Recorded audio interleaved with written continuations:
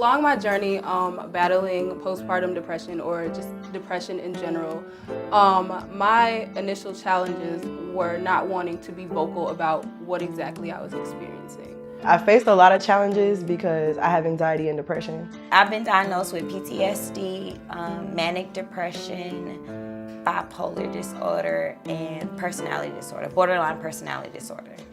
Along my journey, I faced challenges on every level. You could say emotional, physical, and spiritual. The biggest challenge that I faced was making sure that I wasn't doing this alone.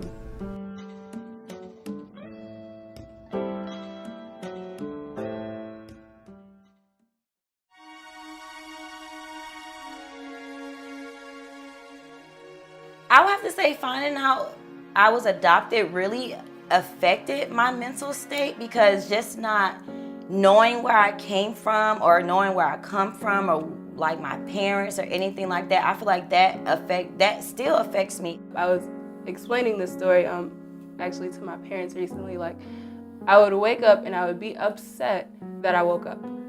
And I'd be like, dang, like here I am again and I don't know how to get through this. I don't know how to push through. I'm not going to force anyone to be with me. And that's when he sat me down before I went to the gym, and he told me that he didn't want to be married anymore. I took it really hard. I thought that it was something that I did because I wasn't as supportive. I got a divorce. I realized I had hit 250, so I wasn't happy with my weight.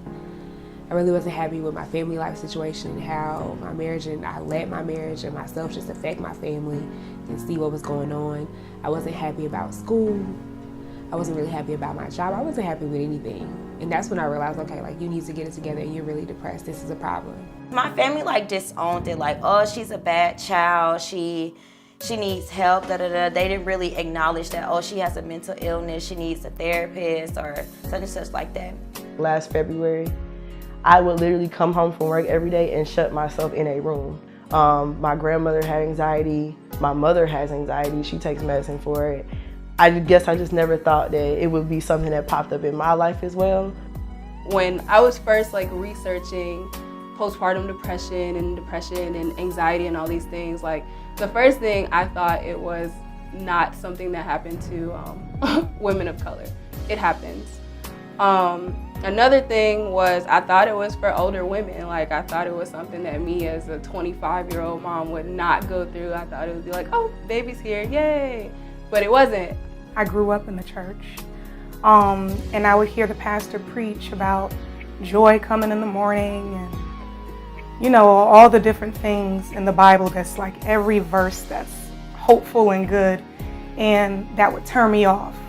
And I would get upset, even with just sitting in church and listening to it, because I felt like I did everything right, so I didn't understand why it was happening to me.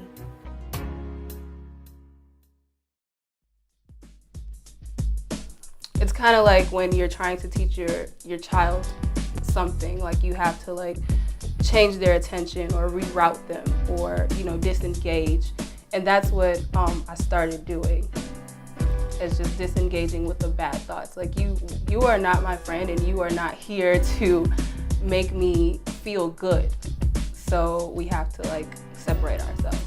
It was hard for me to take medication. What I would say is, if you have to, I say do it, but research and don't be afraid to ask questions about what this medicine actually does. Once I found a therapist that actually looked like me and that was willing to have talks with me and be real with me, it was really great.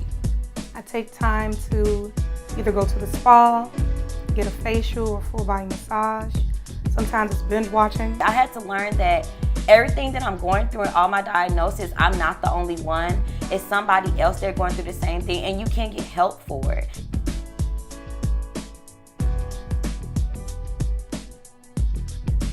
Would you know that I am a high-functioning depressed person who suffers from anxiety? Would you know that I suffer with depression? Would you know that I have anxiety and depression? Would you know that I struggle with depression? Would you know that I've had postpartum depression? Our mental illness doesn't define us. We are not built to break.